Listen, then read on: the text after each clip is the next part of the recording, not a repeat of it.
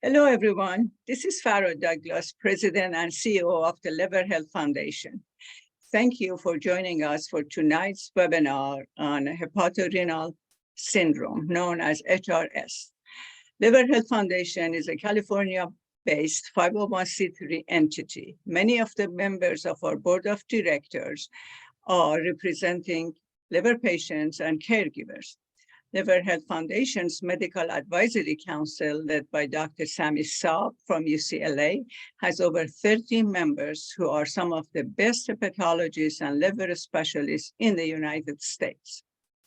Our mission is to provide updated information on liver health, promote prevention of liver disease, advocate for equity in access to healthcare, and host community and physician-centered free educational program. As you may know, February is the National Rare Disease Month. HRS is a rare disease of important consequences. We are happy to offer this webinar and to raise awareness of this disease. To learn more about our upcoming events and programs, please visit our website, www.liverhealthfoundations.org. Thank you. Tonight's program has been made possible by a grant from Mallinckrodt Pharmaceuticals. We thank Mallinckrodt for their support of our efforts and hope you find the information helpful. Now I would like to introduce Ms. Holly Kirkpatrick and Ms. Noelle Bergman from Mallinckrodt. Ms. Kirkpatrick has devoted the past 4 years of her career to physicians, healthcare professionals, and medical centers that are treating and caring for patients with rare liver diseases. She is presently the acute care business manager for Los Angeles with Mallinckrodt Pharmaceuticals. Supporting the work of Liver Health Foundation, which we really are thankful for it, increasing awareness of rare liver diseases and encouraging liver health are vitally important to Ms. Kirkpatrick. We are grateful to Holly for attending tonight's program, representing her company, tonight's exclusive sponsor, Mallinckrodt Pharmaceuticals. Ms. Noelle Bergman, acute care business manager, she has been working for 23 years in GI rare disease division for numerous companies. Over her career, she has worked from Los Angeles to San Diego and the Inland Empire. She has helped launch 10 drugs to date, all in the GI space. Thank you, ladies. We really appreciate your continued support of our efforts on behalf of liver patients. Will you please tell us a little bit more about Mallinckrodt? Holly Thank you, Farah. Mallinckrodt is a global business consisting of multiple wholly owned subsidiaries that develop, manufacture, market, and distribute specialty pharmaceutical products and therapies.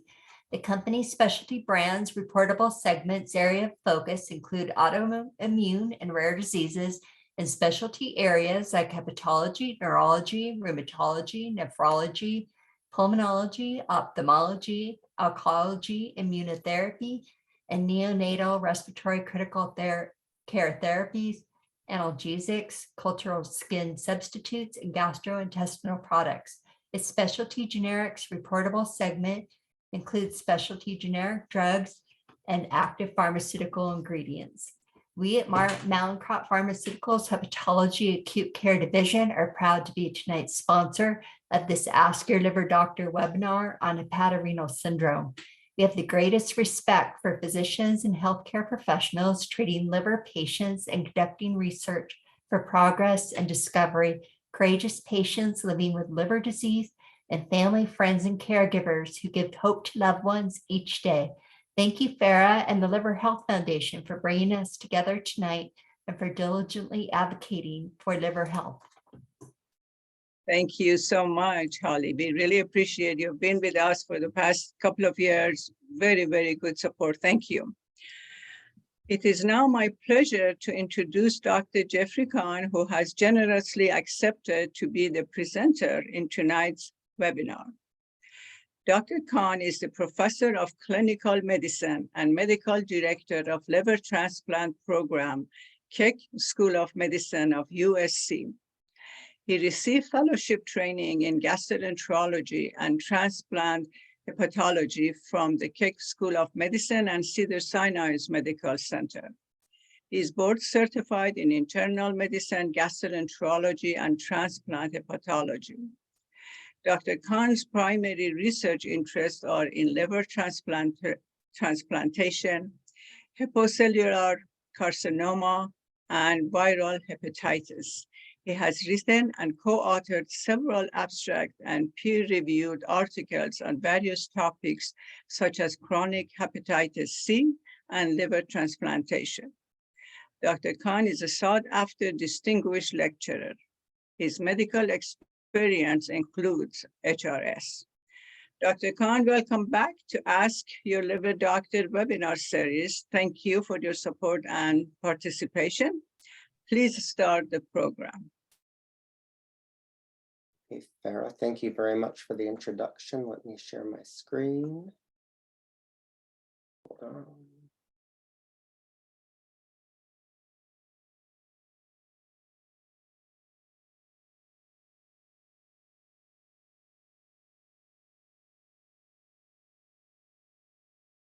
Again, thank you very much for the introduction. I really appreciate being asked to do this, and there's nothing I like better than actually speaking to patients about various diseases. So I'm really, again, pleased to be here.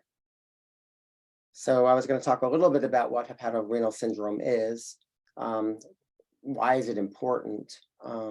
Why does it occur, and how do we treat it? So this is a representation of a cirrhotic liver, which is typical for our patients with more advanced liver disease. These are nodules that are forming, and they're trying to sort of regenerate liver when it's injured. And this is a representative of what's going on inside the liver. And when you see these nodules, you know that inside the liver, there's increased pressure. And the increased pressure is what's actually causing compression of blood vessels. It causes fluid buildup. It causes a lot of complications of chronic liver disease. So I know that many patients have various kinds of signs and symptoms of liver disease, and these are depictions of various organs that can be affected by the liver. Proto-systemic encephalopathy, otherwise known as hepatic encephalopathy, is a common manifestation of chronic liver disease. This is the what some people think is at least partially responsible, that ammonia is partially responsible, although there's probably more to it. And this is what often brings people in the hospital with confusion. Something called the cirrhotic cardiomyopathy and portopulmonary hypertension are manifestations of the liver disease that can affect the heart. And this can present with heart failure. It can present with the lungs not working very well and the heart not working very well, again, because of signals to the liver. And especially portopulmonary hypertension is a common indication for a liver transplant. Oops. Hepatopulmonary syndrome is another manifestation of liver disease. This occurs in the lungs, and again, portopulmonary hypertension also occurs in the lungs. But today we're primarily going to be talking about hepatorenal syndrome, which is the effects of liver failure on the kidney. So this is a depiction. I thought it was important to note that in most patients or most people, blood vessels throughout the body are of a certain size and have a certain amount of blood flowing through them. In patients with chronic liver disease, so the red here represents the arteries, and the kind of purplish blue represent the veins. So we're talking about the arteries here. And you can see there are a lot of arteries coming off of this large blood vessel called the aorta. And a lot of these arteries are feeding the intestines. And the arteries that feed the intestines actually can get very dilated in chronic liver disease. And even though, so this is representing the same blood vessel in somebody with cirrhosis where it's very dilated. And this is looking at it sort of on phos, so as if you're looking into it. And this is what it would look like from the side, kind of like this. And so even though the blood vessel is very dilated, you can see there's actually more blood flowing through this blood vessel, but because it's very dilated, the body feels like there's not enough volume in there, and so it feels dehydrated. And this is really what sort of sets off the whole spectrum of kidney diseases related to liver disease, of which hepatorenal is the most important one. So what happens to patients with cirrhosis? Well, there are signals that are sent from the body to hold on to sodium and to water. And it's probably because, as I showed you here, whoops, wrong way. Because as I showed you here, the body is feeling dehydrated because the blood vessels are so dilated that even though there's a lot of blood flowing through there, you're trying to maintain the pressure in those arteries. And when that happens, you end up with increasing the blood volume. When you increase the blood volume, the pressure starts going up, and then the fluid starts coming out into the abdominal cavity and into the legs, and that's what edema and ascites are. The blood volume then decreases, and then the body senses dehydration. It becomes a big vicious cycle. I think this is actually the slide I wanted to show you sort of first, though. So again, the dilated blood vessels occur, the blood pressure is low, the body senses dehydration, you start holding on to sodium, which is salt, and water. The blood volume increases, you develop edema. The blood volume decreases, the body senses dehydration. So then you it becomes a vicious cycle. So you start holding on to water and sodium, then the blood volume increases, and it just keeps going on and on. So our patients tend to come in with fluid in the abdomen, fluid in the legs, they get fluid taken off from the abdomen, and really they might have some relief for a short time, but then everything sort of recurs. And when we start seeing this happening where the body keeps holding on to fluid in the abdomen, we call that refractory ascites. And that tends to be in patients where the diuretics stop working. They have to go every so often to get the paracentesis, where they take the fluid out. Sometimes that happens once a month, and then it can become every 3 weeks, and then every 2 weeks. And as that goes on and on, the patients just become more and more symptomatic and have more problems. I already showed you that. So what happens in the kidney? Well, the response to that dilation and the feeling of being dehydrated is, this might be the blood vessel going to the kidney, let's say the normal sized blood vessel. So pretend this blood vessel is right here. This is called the renal artery. In somebody with cirrhosis with this kind of physiology, that renal artery becomes very narrowed. And so the blood flow decreases to the kidney. And the idea is the body is trying to hold on to salt and trying to hold on to water. And so functionally, the kidney stops working very well to try to have the people not urinate out the volume, so you can keep the volume up. This is the same thing that happens with dehydration. So if somebody's out in the sun a lot and it's hot and they're not getting water or fluids, the body starts holding on to the fluids by constricting the arteries going to the kidney. And when that happens, the kidney test can go up, and the patients can come in with actually kidney failure. In this case, though, you give some volume, some fluids, and the kidney recovers. So it's sort of a temporary problem. In the case of our patients with liver disease, it could become, in some cases, not a temporary problem. And that's really what hepatorenal syndrome is really all about. So what are the clinical findings? Well, all of our patients with hepatorenal syndrome, or I should say most of them, have ascites, which is the fluid buildup in the abdomen, edema, which is the fluid in the legs, low serum sodium, not because the body sodium is low, but because the blood space starts getting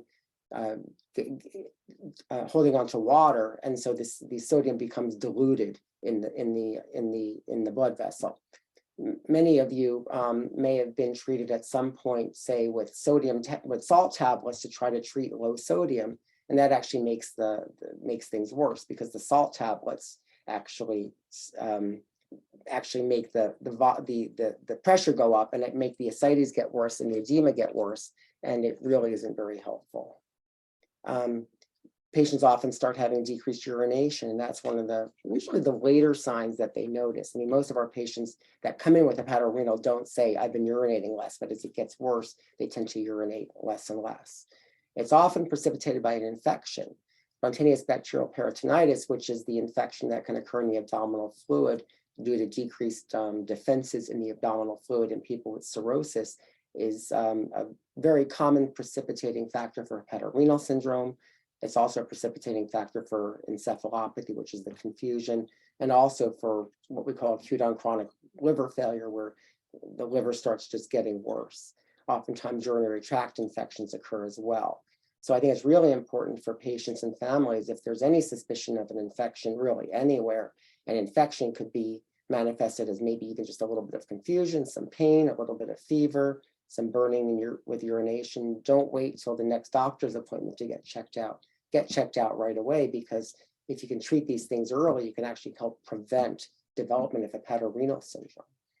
If any of you have had spontaneous bacterial peritonitis and been in the hospital, you know that we often give albumin early on during during the SBP or peritonitis period to try to prevent hepatorenal syndrome from occurring. And there was a very nice New England Journal of Medicine article many years ago showing that it could be effective if you give some of the albumin, which is the protein that you often get day 1 and day 3 in the hospital.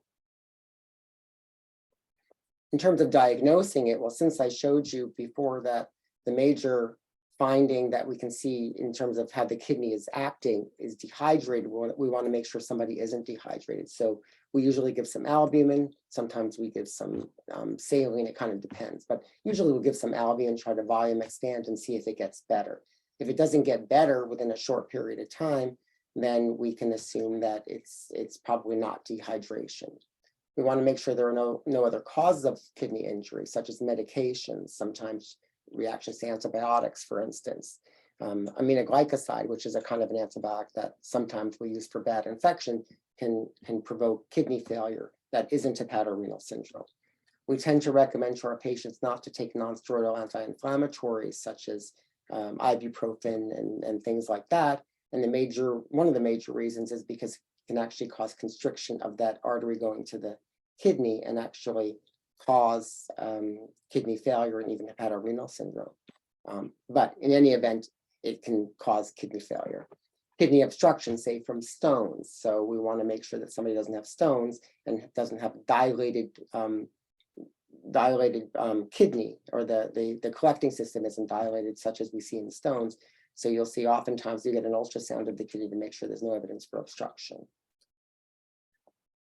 So in terms of the diagnosis, these are sort of what's required, and this is sort of consensus panel of how to sort of define and rule out and rule in hepatorenal syndrome. So number 1, patients should have cirrhosis with ascites. In most cases, they have ascites. Not always, but usually.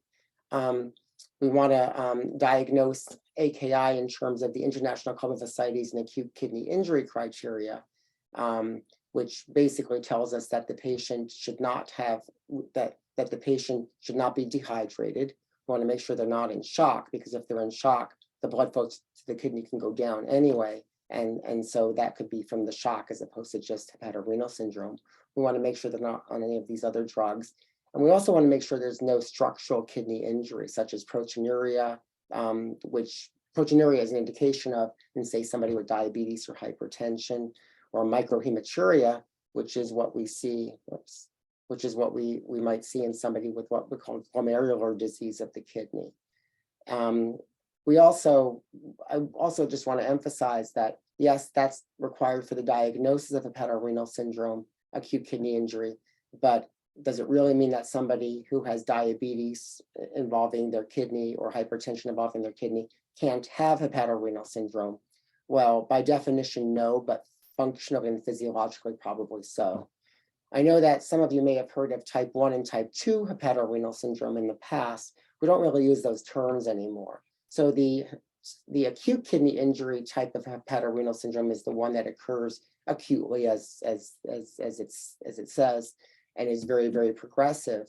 The more what we used to call type 2 hepatorenal syndrome, which is probably hepatorenal syndrome CKD, or chronic kidney disease or injury, is the kind of hepatorenal syndrome that sort of progresses slowly over time. So those are 2 important distinctions. The treatments are very, very different, and the prognoses are very, very different. So in terms of the treatment for acute kidney injury, hepatorenal syndrome, you might see that some of our patients come in getting midodrine and octreotide. Midodrine is an oral medication that could help increase the blood flow to the kidney. Octreotide is a drug that's given through a shot in the skin, and that can also help increase the blood flow through the kidney by working on dilating some of the blood vessels in the, or changing the flow in some of the blood vessels in the abdomen that helps change the flow of the blood going to the liver and sending signals out to the body to hold on to things because of dehydration, like we talked about. We also give often albumin to help volume expand and try to sort of help the kidneys move along as we're trying to get things better. Terlipressin is a drug that was recently approved. Terlivaz is the trade name. This has been available in Europe and other countries for many, many years, probably going on 25, 30 years.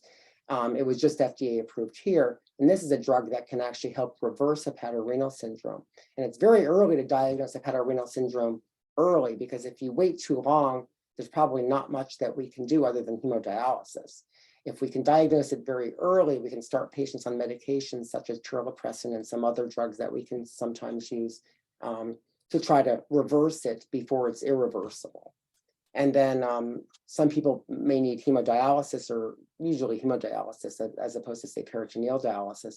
And this is because the kidney disease is just so advanced. And so the kidney failure is causing a lot of physiologic problems in the body that necessitate being on dialysis. And that can include a lot of volume overload, where there's just too much volume in the body, too much volume in the lungs, and patients can go into what we call pulmonary edema, where they can actually have trouble getting enough oxygen.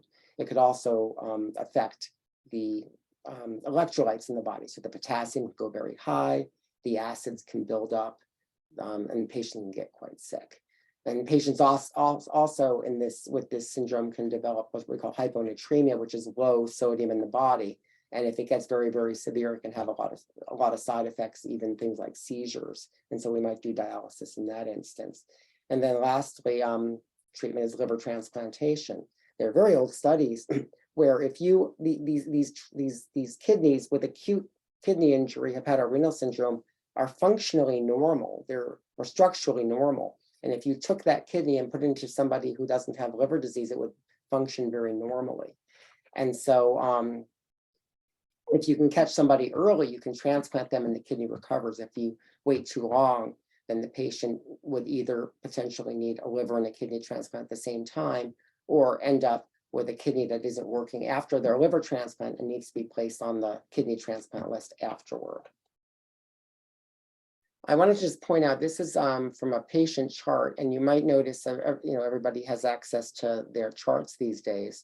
And it's really important to kind of look at how we sort of look at kidney function. And so for instance, if you look at the chart and you see the three things that we tend to look at are the BUN, which is the sort of the nitrogen in the body, which builds up in kidney failure, the creatinine level, which also builds up in kidney failure, and then the GFR or eGFR, which tells us how well the body's filtering blood and making urine. And the reason this is very important is because the lower this GFR number is, the less likely it is that the kidney is going to recover and not need either a kidney transplant with their liver transplant or a kidney transplant at a later date, the longer this kind of goes on. And the reason that's very important is that we have eligibility criteria for patients who actually can get a kidney with their liver. Now, there might be some advantages to getting a kidney with the liver, because if you put the liver in and then put the kidney in, there may be some protection from the liver on developing rejection of the kidney that actually is better if you do it with the same donor for the liver and kidney than doing it later with a kidney donor later from a different donor. But in general, if you've been on dialysis for 6 weeks, if that eGFR, which is this number here, is less than 25 for 6 weeks, or any combination, then you can actually get a liver and a kidney at the same time. I wanted to show you something, and that is if your eGFR is less than 25, that would allow you to get a kidney with your liver. But there's another way of measuring a eGFR, and that is with something called cystatin C. It's a measurement. And you can see here, the eGFR for this patient was 35, but if you measured it with this other methodology called cystatin C, it was 14. So this patient perhaps could have been eligible for a kidney transplant, depending on how long this has been abnormal. So this would have had to been less than 25 for at least 6 weeks. There's another way to get a kidney with the liver, and that is CKD, and this tends to be in the patients with that type 2 hepatorenal syndrome. So if that eGFR number was less than 60, so for at least 90 days, that would qualify them as having what we call end-stage kidney disease. And if the eGFR at the time of being listed for a liver transplant, or if they've had that eGFR less than 60 for at least 90 days and they're on the liver transplant list, then they could automatically be listed for a liver and a kidney as well. So the two mechanisms are dialysis or a low eGFR for at least 6 weeks, or a low GFR of less than 60, but then at least 90 days, and then a low GFR of less than 30, then they can get on the liver and the kidney list. And then there's some other diseases which don't really count here. The safety net is something that's really nice, because in our part of the country, it takes about 10 years to get a kidney transplant in most instances if somebody doesn't have a living donor. If somebody actually doesn't get a kidney because they didn't qualify, or maybe they were really, really sick and the liver surgical team felt like we just need to get the liver in and let them recover, and then later consider doing a kidney, then they perhaps can get a kidney later and be sort of expedited on the list. And the way that works is that once the patient hits 2 months after their liver transplant, but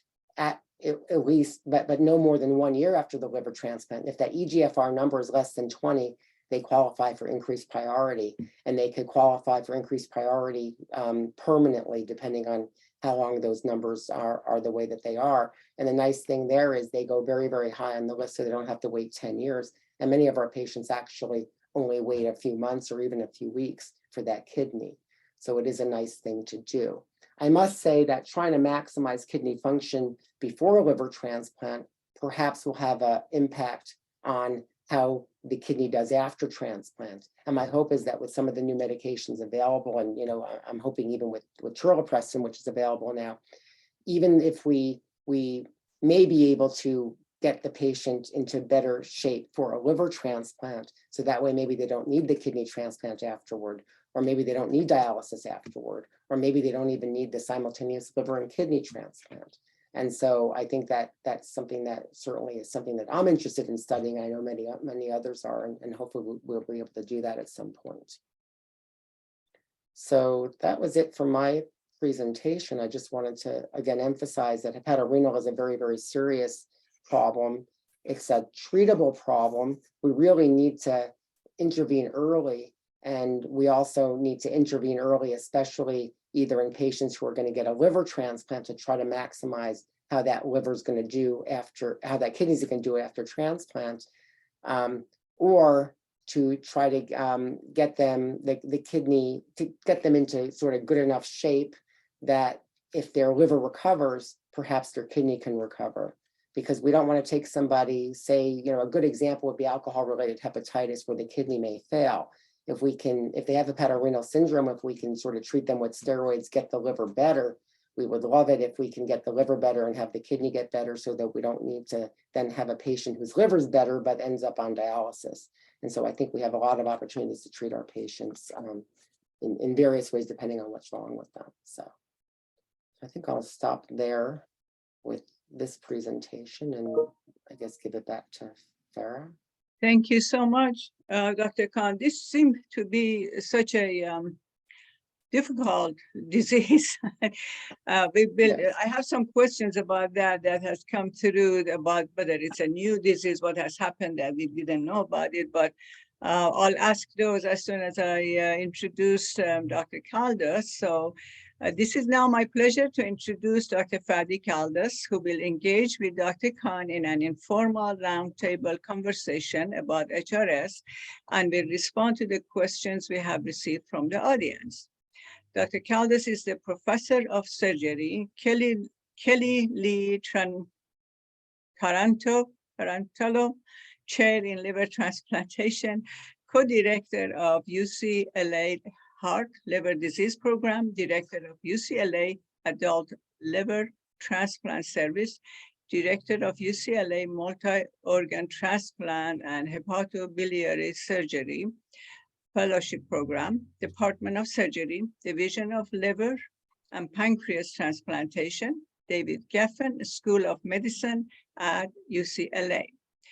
Dr. Caldas completed his undergraduate studies in microbiology, immunology, and molecular genetics at UCLA and obtained his Doctor of Medicine degree at the University of California, Irvine School of Medicine. After achieving his surgical residency training, he completed his fellowship at the UCLA Liver Transplant Program. Following his training, Dr. Caldas was retained on faculty at the UCLA, and as they say, the rest is history. As the director of UCLA Multi-Organ Abdominal Transplantation and Hepatobiliary Surgery Fellowship Program, Dr. Caldas has trained and mentored numerous medical students, residents, nurse practitioners, and transplant surgery fellows for over a decade. He serves on a variety of academic committees and is the faculty advisor for the UCLA Transplant Surgery Interest Group. Dr. Caldas also chairs a number of administrative committees and is the co-chair of the annual UCLA Liver Disease Symposium, which every year Liver Health Foundation attends, and it's a wonderful symposium. Dr. Caldas has authored or co-authored over 95 peer-reviewed publications and is principal investigator on NIH and privately funded research studies. He's a frequent invited speaker locally, nationally, and internationally on various liver transplant topics. Dr. Caldas has experience in treating and performing transplant surgeries on HR patients. Dr. Caldas, welcome to Ask Your Liver Doctor webinar series. I believe this is your first appearance with us, so thank you very much for coming and joining us. We appreciate your participation. Let me start by start the conversation by asking a question that we have received. This first question is really several of them wrapped into one. So a patient has asked, have you double transplanted liver kidney on an HRS person? Would you tell us more about this process? How long is the operation? What are the chances of survival of the patient? How is the recovery different between double liver kidney transplant and the liver transplant, single liver transplant? All right, at that point, I'm going to stop and let you, please, Dr. Caldas, speak before we run into other questions. Thank you so much, Farah, for the kind introduction to follow up with Dr. Khan's presentation. I was trying to pay attention to make sure I wasn't going to be too redundant. So, you know, it's a loaded question. It's a very good question that you mentioned. And I think just as a prelude to addressing that directly, and to sort of to Dr. Khan's point with the complexity of hepatorenal syndrome in liver disease, I think it's important to put in perspective the relevance of kidney disease on the progression of acuity or liver disease itself. So as you wait on the transplant list or as you get sicker, one of the measures that we use to assess how sick you are from a liver perspective is your kidney function, which is rather bizarre if you really think about it up front. It doesn't include your ALT and your ALT or your AST, as you may be familiar with the liver labs. It includes your INR, your creatinine, as you heard from Dr. Khan, is a kidney laboratory, and your sodium and your bilirubin, etc. So it has been known for a long time that as the liver disease gets worse, the kidney disease starts to progress, and the severity of the kidney disease is correlated to how sick you are from an end-stage liver disease standpoint. And so, the challenge of trying to navigate that, where we can't control this free fall of the patient as they get sicker. Their liver is sick. We don't call it end-stage liver disease for no reason. It is, and you're going to die if you reach that point without a transplant, without a liver transplant. And so with that go the kidneys in terms of how sick they become. And so our efforts in arresting the deterioration of the kidney disease, whether trying to save you back from dialysis, get the kidneys recovered, or if not, progress to a kidney transplant as well, is an ongoing challenge, because it really impacts how your quality of life is afterwards, how complicated your hospital course is before and after your liver or liver kidney transplant. And to that effect, we've employed several approaches here at UCLA as well to try to look at the kidneys right after the transplant. So, okay, your kidneys are sick, you have, they've been affected by your liver disease, you had your liver transplant. What do we do now to help your kidneys recover and not beat them up any more than we have to? And one of the things that we know are impactful in that situation is the immunosuppression, right? The medications, the very medications we use to help your liver not get rejected by your body are often toxic to your kidneys. And so we have several studies, one of which is ongoing right now, to try to reduce that impact by employing various types of medical strategies to change the way we do these dosings so that we can help your own native kidneys recover. To address the question about do we do liver kidney transplants and have we do them and how they do, the short answer is absolutely. Combined liver kidney transplantation, or as Dr. Khan alluded to, sequential liver kidney transplantation, whereby you receive the liver, and then if you need the kidney afterwards, with what's now described as the safety net protocol, then you are put on the kidney list in sort of an expedited fashion where you get the kidney a little bit sooner so that your overall outcome is good. We know from prior studies that patient survival with a liver transplant while still on dialysis long-term after your liver transplant is not as good. So if you receive your liver transplant, your liver is working great, 5 years later, you're still on dialysis, your survival is not going to be as good as somebody without dialysis. So it is important to try to get the kidneys to recover, and if not, to recognize so quickly so that we can proceed with working towards a kidney transplant to make sure you have the best outcome possible.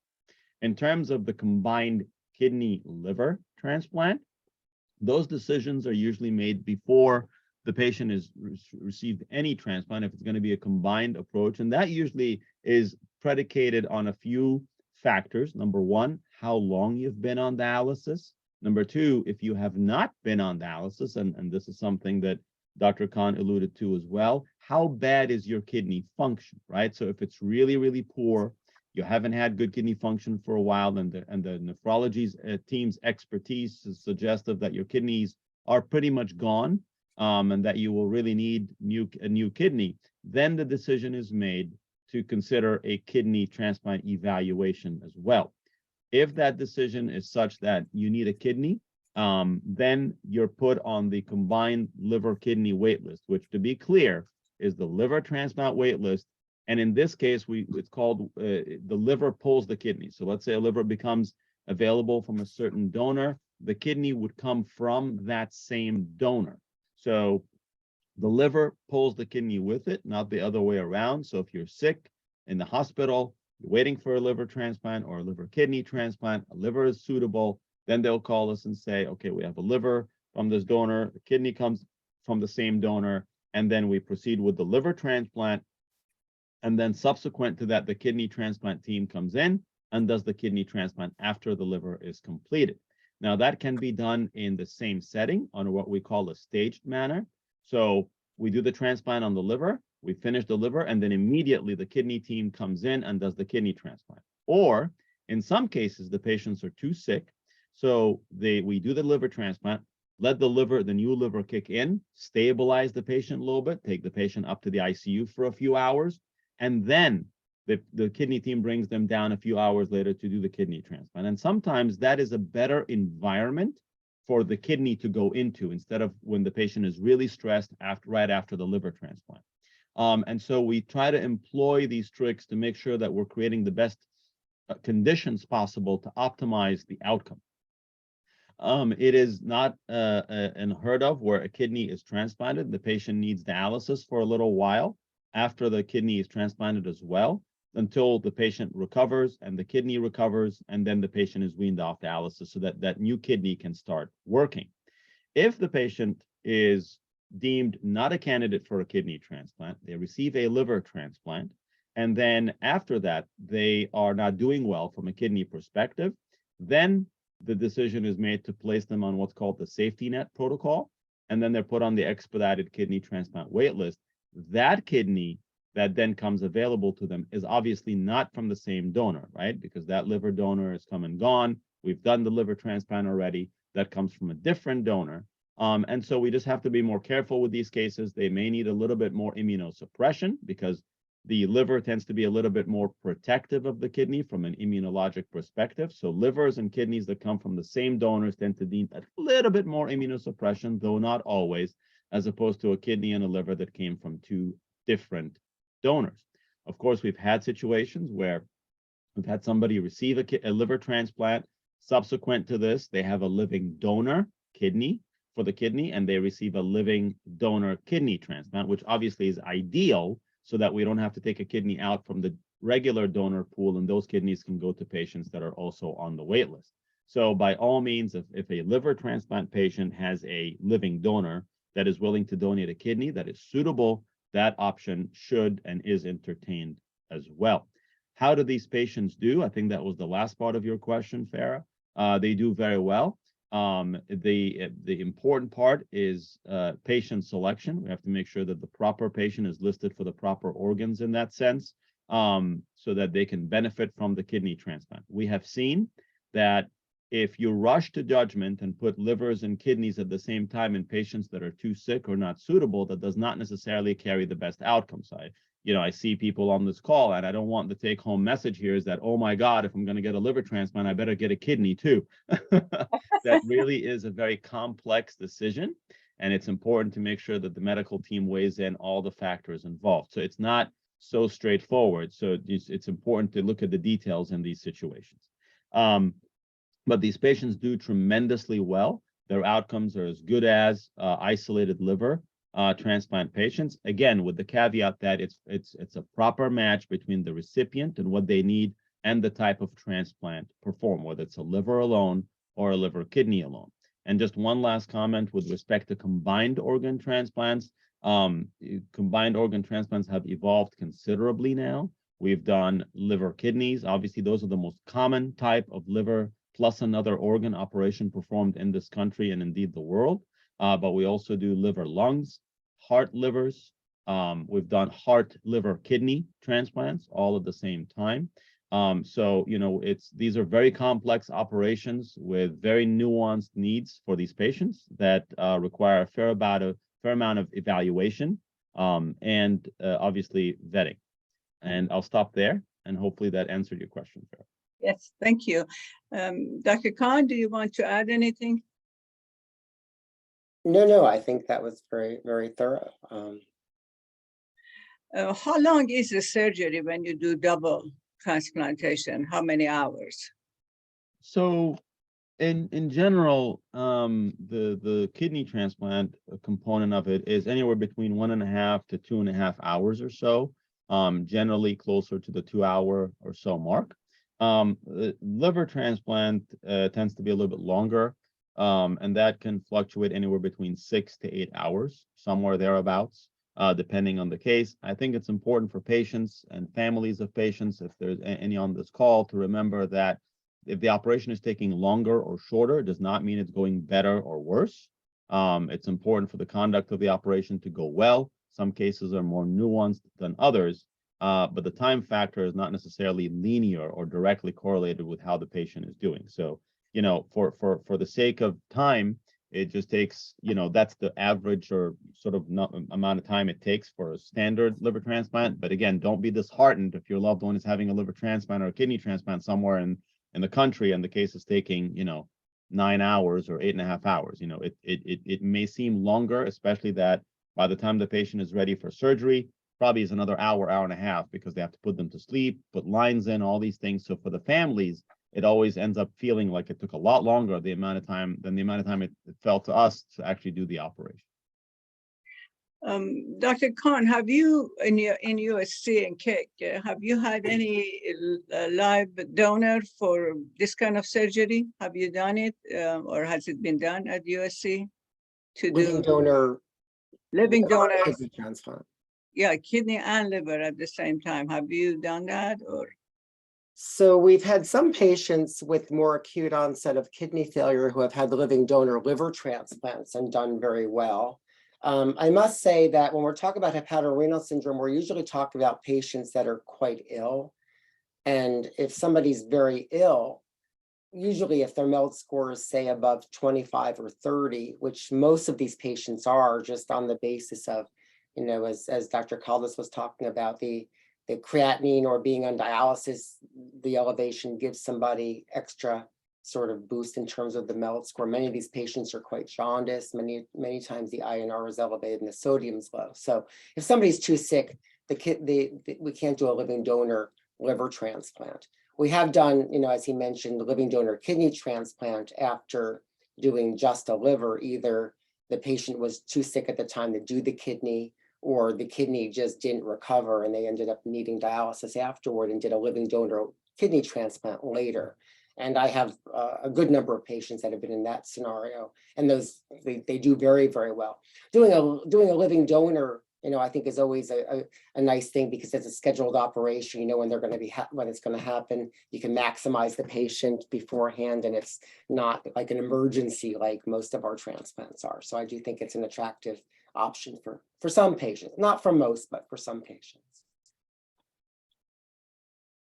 You're muted, Farah.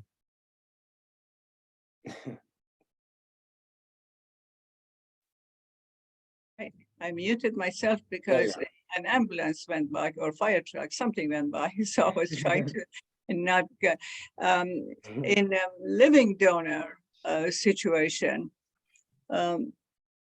Is it possible that it's easier in a sense that you already kind of have tested, they're compatible and that kind of stuff? Is that important to be compatible with the donor, between donor and the receiver?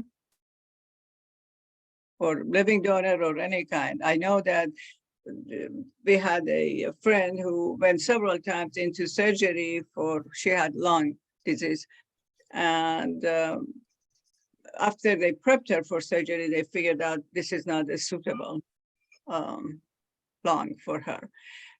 Is this possible in living donor that the same thing happens, or you tested everything beforehand?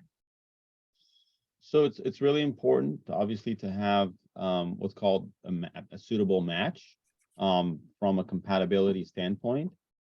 Different organs require different levels of scrutiny from a matching standpoint. The liver tends to be the most forgiving organ immunologically. Hearts, lungs, kidneys, small bowels need to be a little bit more carefully matched. So if you need to match along three things, for example, for the liver, you'll need to match along 6 things for the lungs and kidneys and so on. And so, yes, the answer is there's always a matching process that is involved from a blood type and matching, cross-matching and that sort of thing. With the living donor, there's obviously a little bit more elective, as you said.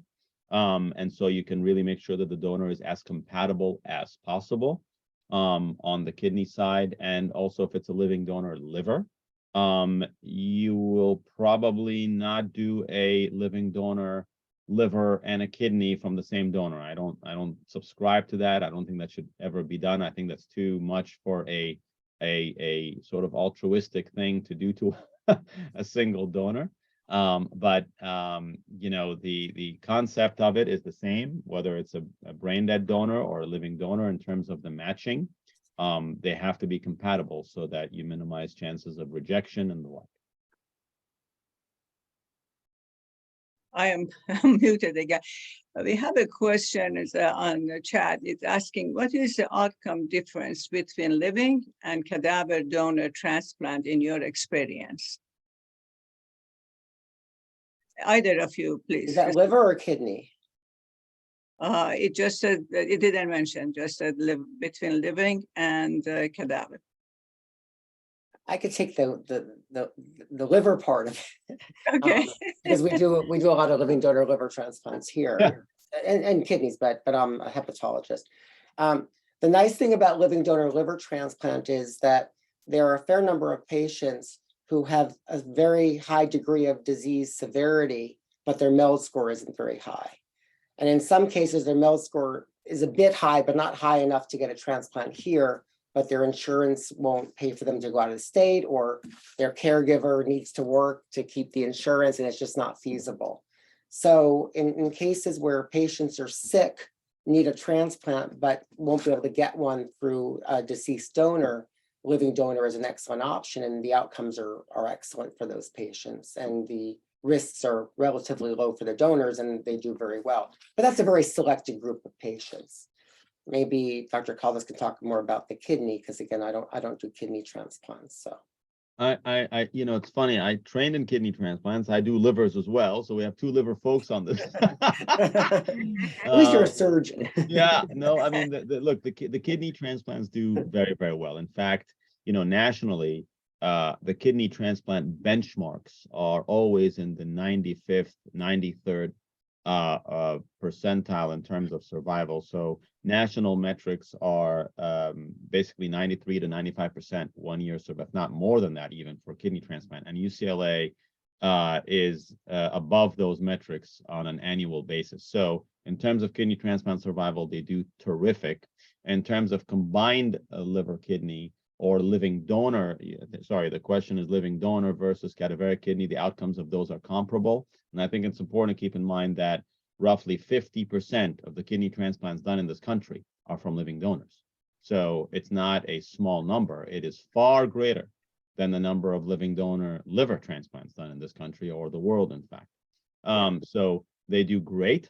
It's always important to consider living donors, I think, in any setting where possible, certainly in children with liver disease. That is a vital thing to make sure we're offering patients all the available options. And certainly, as Dr. Khan alluded to, especially those that are not well served by the current formula that quantifies or assesses how sick you are. So you may be really, really sick, but your score is really low. And, not all the ways that people get sick are reflected in that formula, right? And so you could be really sick in the hospital with a really low score. So it's important to consider what else is available to help patients like that. But in terms of the kidney transplant outcomes, they do terrific. The liver transplant outcomes, obviously, those are much more sort of in their own sort of realm, if you will. But we're very grateful, and I think all the teams, all the programs in the Southern California area do great. Especially given how sick our patients are. Our benchmarks are typically better than the national average, which is remarkable considering how sick patients are in the Southern California region. So we're able to take patients that are much, much sicker, oftentimes twice as sick just by their score, and have outcomes better than the national average, which is something we're very proud of. So, it is a challenge, but we seem to have made some inroads with it. So without the liver disease, HRS does not happen? Well, it's called hepatorenal syndrome. So it typically is, for all practical purposes, at least in the standard dictum, was a diagnosis of exclusion, right? You have to exclude somebody who has kidney disease from diabetes, for example, right? Or kidney disease from a bad heart, et cetera, et cetera. There's a plethora of reasons why somebody will get bad kidneys who has nothing to do with their liver. But having said that, you rely on your expert nephrology colleagues to exclude the usual suspects, if you will. And in the setting of bad liver disease, that's when you make that diagnosis. And it's a dance, but you're never going to be able to have to get somebody who has really bad liver disease to have normal, wonderful, fantastic kidneys. By definition, you know, if the way I try to explain it to patients sometimes is the kidneys and the liver are kind of like close cousins. Okay, one gets sick and the kidney gets sick also. And so, you know, you try to keep them as healthy as you can while you navigate the patient through the liver transplant disease and transplant journey. And in the process of that, if the kidneys don't handle it, then obviously that's when we talk about kidney transplant, etc. It's important to keep in mind that there's no rule in the book that says that you can't have diabetes and kidneys that are so-so, right? And then have a bad liver that then progresses to hepatorenal as well, right? So you can have two things going on at the same time. And so it ends up being a judgment call, how the labs and the assessment of the kidney function will play out in the setting of somebody who's really sick, who needs a liver transplant, and what the best thing to do for that patient in terms of, do we do the kidney as well? Do we wait and see if the kidney will recover? That's always, you know, something that's very, very patient specific. We like to do it on a very personalized setting so that every patient gets a very unique assessment to see what will, you know, what the best way to approach their kidney situation for them. And again, I think that trying to reduce the injury to the kidney or the damage right after the liver transplant is something that is a window of opportunity that we have from a pharmacological standpoint that we're trying to maximize the benefit from. So, you know, it's a challenge, but hepatorenal syndrome, by definition, is related to the severity of liver disease and ongoing progressive, deteriorating end-stage liver disease in particular. Dr. Khan, is this a new disease? Why is it so difficult to diagnose this? I talked with a patient who, during the COVID, that everybody was so worried and they were separating even the COVID patients from other patients. He was completely healthy, even planning a wedding for himself. And then all of a sudden he collapsed. And they misdiagnosed him for a long, long time. It was not in California, so don't worry about our hospitals. But he was diagnosed as having COVID, having several different diseases. He was told they need to send him to hospice because he has just a couple of weeks left. The way he was progressing, his disease was progressing, he was just going to die. And then somehow he was diagnosed and he got a double transplantation. Dr. Khan, is this a new disease? Why is it so difficult to diagnose it? Like this poor gentleman went through really hell before he got well. He's in perfect shape after his double transplantation. Well, it's not a new disease. It's existed as long as liver disease has, which has existed as long as people have been here. But what I will say, the reason I think if you're talking about transplant, the major reason it's important to diagnose hepatorenal syndrome is because it's a disease that actually could reverse with a transplant. I mean, if somebody has bad kidneys from other reasons and they get a liver transplant, doing the transplant is not going to help them. In fact, it's probably going to make things worse. As Dr. Caldas was mentioning, if you have hepatorenal syndrome, you do the transplant and then you try to minimize, you know, injury to the liver, to the kidney from the medications and other things that we do after the liver transplant, the liver can come back to normal. So I think it's really important from the transplant standpoint to diagnose it. From the non-transplant standpoint, if somebody isn't eligible or doesn't otherwise need a liver transplant but has hepatorenal syndrome, if you can treat it, you can actually get the kidney better so they don't need to be on dialysis. But if they have other kidney diseases, then that's not going to get better. So it's not a new disease. And I must say, in the best of circumstances, we're probably wrong half the time when we try to diagnose hepatorenal syndrome. And in many cases, when the kidney gets better, even if the liver isn't getting better, it probably never was hepatorenal syndrome unless we're doing interventions that specifically are aimed toward hepatorenal. So no, it's not a new disease. You know, they just to give you some perspective, they say that Beethoven, you know, several hundred years ago died of probably had spontaneous bacterial peritonitis and refractory ascites and probably hepatorenal syndrome. So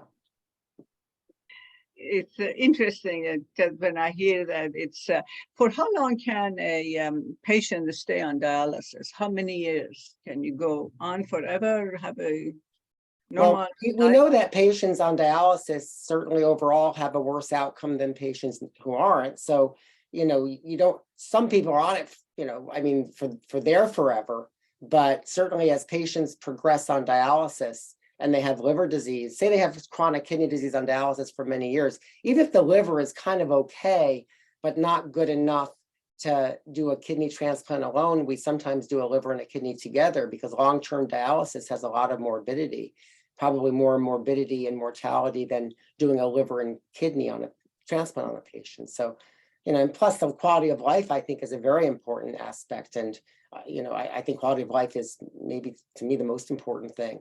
And having somebody tied to, you know, dialysis 3 times a week forever is not a great thing for many patients. So a lot of factors come into play there, I think. Oh, I'm not muted for months. I was just trying to check, see if I was muted. I'm gonna read something, and I want both of you, please, to tell me if you agree with this thing that somebody sent me. It says, early detention is crucial in saving HRS patients' life. Without therapy, a patient with liver failure will have an elevated chance of developing HRS. Most dies weeks after the onset of kidney failure. 50% of patients with liver failure and HRS die within 2 weeks. 80% die within 3 months of being diagnosed with HRS. Either of you, and I would like to hear from both of you what you think about these numbers. I would respectfully query those stats. At least I'll speak just for our experience at UCLA. We've transplanted almost 7,000 liver transplants in the history of the program, and we certainly see lots of patients with end-stage liver disease, most of which have hepatorenal syndrome, many of which wait, you know, for a transplant, whether it's in-house or at home, on dialysis. And so, you know, I'm not sure the source of this information, but I will respectfully say that we're able to keep patients alive a heck of a lot longer than, what is it, 2 weeks or 3 months? 2 weeks or 3 months. Yeah. Yeah, I don't think that there's an actual timeline just by virtue of having HRS. I think it's important for people to understand that HRS is no different than saying I have a car. I didn't tell you if it's a 4-door car, a 2-door car, it has, you know, power windows. How severe is the HRS? You know, are you on dialysis? Are you, you know, I mean, having HRS does not mean that you're on dialysis. You can have HRS and have, you know, kidneys that are struggling, but they're still working. So it's a very relative term in terms of the degree of severity. You can be maintained on dialysis for years. And so it really has to do with the deterioration of the liver severity. Now, if the comment being made was related to how sick your liver is, that we know that the longer you are very sick with end-stage liver disease, certainly with a MELD score of 40 or higher, at 3 months, mortality does increase and can go up to upwards of 80–90%. If you're waiting for a liver transplant, your MELD score is 40 or higher, at 3 months, that can be, you know, can be in and of itself a cause for mortality or for dying. So, you know, it really has to do with how overall sick you are, not necessarily whether or not you just have isolated hepatorenal syndrome or whether or not you are simply on dialysis. It's also important to keep in mind that when we talk about dialysis, and I just for the, you know, try to be brief, but I think it's an important distinction that there's 2 types of dialysis. There's what we call single pass dialysis, which is the dialysis you come in, you get it for 4 hours, you go home. Or if you're in the hospital, you get it for 4 hours, you're done, and then you get it a couple of days later, and so on. And then there's what's called continuous dialysis, or CVVHD. And that is a dialysis that you're literally on continuously 24 hours a day in perpetuity, you know, for a few days or a couple of weeks or however long it takes until you are medically better to come off of that to go to single pass or hopefully not need dialysis at all.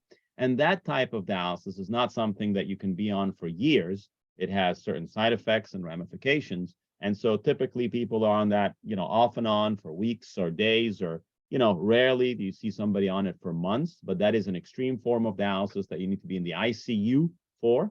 And that usually is a fairly short-term exercise. But again, even with that form, we're able to keep people alive well past 2 weeks as a time point and get them through hopefully successfully with a transplant. So, I would take these statistics or numbers or whatnot with caution, especially with respect to the source. And I think it's important to look at the details. The devil is always in the details, especially when you're talking about a complex disease process that has many different angles and many ways to treat. Dr. Khan? No, I agree, but I also just want to point out that the driver of mortality in somebody with AKI hepatorenal syndrome is the liver disease. Correct. And so we do the dialysis, number one, because if somebody's kidneys are completely failing, and they're not on dialysis, then they can end up with electrolyte abnormalities and acid building up, and that could be what causes their death. We don't have dialysis for the liver. And so if we don't make the liver better somehow, it doesn't really matter what happens to the kidneys. Again, if somebody's liver is recovering, if it's a more of an acute liver problem, then I think dialysis is important to try to keep the patient alive while the liver's recovering. And in some cases, the liver recovers and the kidney doesn't, then they need dialysis. And then some of those people won't need a liver transplant. They might need just a kidney transplant. I think it's important, though, if a patient has a potentially reversible disease, there are some places that would say, well, the patient has such bad liver disease and they're not a transplant candidate, so we won't do dialysis. And I do think we need to treat if we think the liver is going to recover and the kidney's failing and dialysis is otherwise indicated, we shouldn't withhold dialysis just because they're not a transplant candidate. If it turns out the liver is so sick that there's no way they're going to survive without a transplant, and for some reason, maybe they have other problems where they're not a candidate for a liver transplant, that's a different story. But, if the liver has a chance of recovering to some extent, I think dialysis can save the life. But overall, the dialysis in a patient with bad liver disease isn't going to save their life if the liver isn't going to survive. Yeah, I agree, and I think that's a really important distinction to make. We often get called by hospitals that don't have transplant programs looking to send a patient or have a patient who's sick with liver disease, and there is a tremendous level of anxiety about dialysis and starting dialysis even though the patient needs it. And I think that it's really important to keep dialysis in mind, that it's part of taking care of these patients, especially if it's a matter of bridge to getting better or helping them stay alive until they can get a liver transplant, especially in the short term, while the kidney allowing the kidney to recover, hopefully with now a working liver. So it's really important not to look at dialysis in that light, that it's the be all end all, and that once it happens, it's a doomed situation. It's really been reduced to really part of taking care of somebody with liver disease, if necessary. I know we passed our time, but I have one final question for both of you. Have you noticed in your practice any specifics that you can tell us, whether age group or gender? Which one is most susceptible to this HRS and liver disease? Have you noticed any difference? In terms of liver disease, or you're muted, Farah. In your patients that you see, HRS patients, do you see, are they kind of equal numbers of women and men? Is that equal exactly to like what you see in liver diseases that you work with? I think for HRS, an interesting thing is the old definitions required certain number of the creatinine, which is a test that often can be lower in somebody who has just as bad kidneys but less muscle mass, especially in women, people that are very thin and what we call sarcopenic. So I think at some point there probably was a sex difference in terms of diagnosis, because we wouldn't accept them having hepatorenal if their creatinine test wasn't a certain number. But that said, I don't think physiologically it makes a difference, sex differences. Age, I'll say, if somebody's older, they probably have kidneys that may not be quite as good, and they may be a little bit more prone to injury. Again, whether that's pure hepatorenal syndrome or adding that on top of some sort of chronic disease, it's kind of hard to say.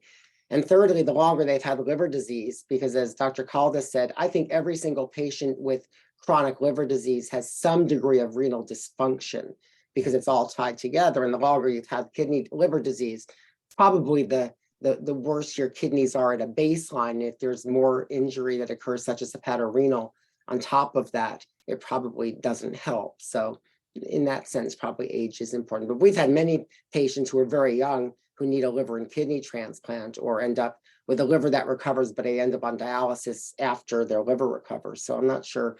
It's probably just the experience of that kidney over many years versus purely the age of the patient, I think. I agree. I mean, I think the old dictum was that the older the patient is, the older the kidneys are, and the more concern. But I think it also has to do with how long you've been sick with your liver, and how well you've taken care of your kidneys. And so if you have somebody who's, 32 years old and they're type 1 diabetic and their kidneys have been in bad shape from diabetes for many, many years, that kidney is probably not going to make it through a very sick liver and hepatorenal syndrome and then recover. You have somebody who's 65 years old and they're healthy as can be, and they've taken really good care of themselves. And, now they have liver disease and hepatorenal syndrome and they get a liver transplant. Maybe that kidney will probably have a better chance of recovering than the younger patient. So, all things being equal, if you will, we thought of age as sort of a surrogate for sicker kidneys to begin with, and then you add hepatorenal. But I think in today's day and age, unfortunately, a lot of that is predicated on how well you take care of yourself and your kidneys leading up to when you are really sick with your liver. Yes.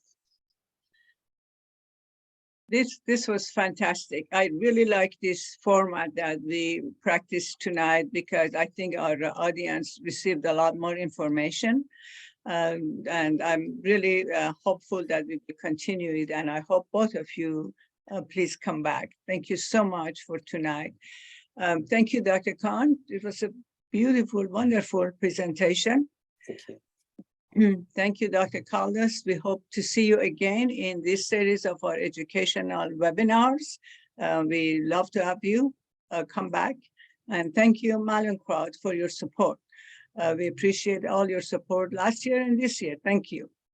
And I just want to remind everyone that we are hosting Walk for Your Liver, Orange County, on Saturday, March 11 at William R. Mason Regional Park in Irvine. Please register, visit our site. It's www.walkforyourliveroc.org. As I mentioned before, February is the Rare Disease Month, so we will be hosting a special webinar on rare pediatric liver disease, PFEC, on February 28th. Please visit our website to register. And finally, don't forget our social media. We are on our social media and we'll post constantly. Please visit our social media on our website to get all the information about our activities. And to our audience, thank you for attending this webinar. I hope you found it helpful. On behalf of Liver Health Foundation's staff, Medical Advisory Council members, and Board of Directors, I thank our fabulous presenters for their dedication to liver patients and for participation in this webinar. Thank you, everyone, and good night, and be safe and well.